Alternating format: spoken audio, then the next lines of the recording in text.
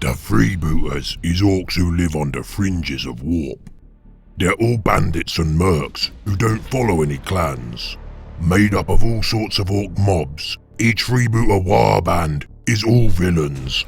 Almost as untrustworthy as the Death Skulls, most of the freebooters come from orc tribes that have been smashed to bits and no longer orky enough to survive.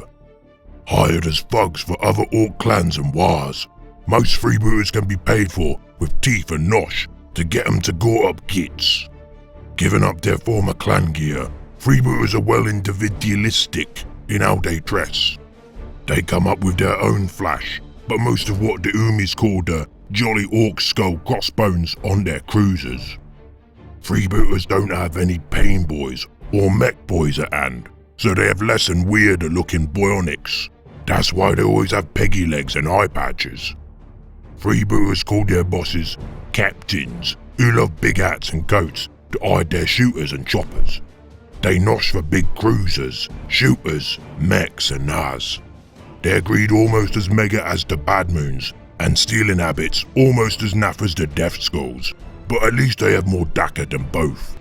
Freebooters stuff their cruisers to the brim with thugs, so they're well hard to board.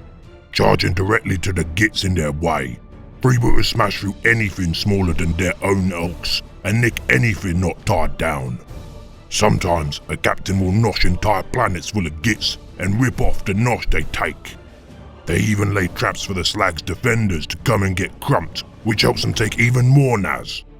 Warp is mega full of freebooters, but they don't work together, so they don't stay still for long. Led by outcast bosses and flash gits, they lead ragtag mobs of things, bug eyes, and even orcs who follow them chaos cogs. Overall, freebooters is kinda orky, but you can't trust them to do anything but rip you off and gore you for good measure, so they're naff.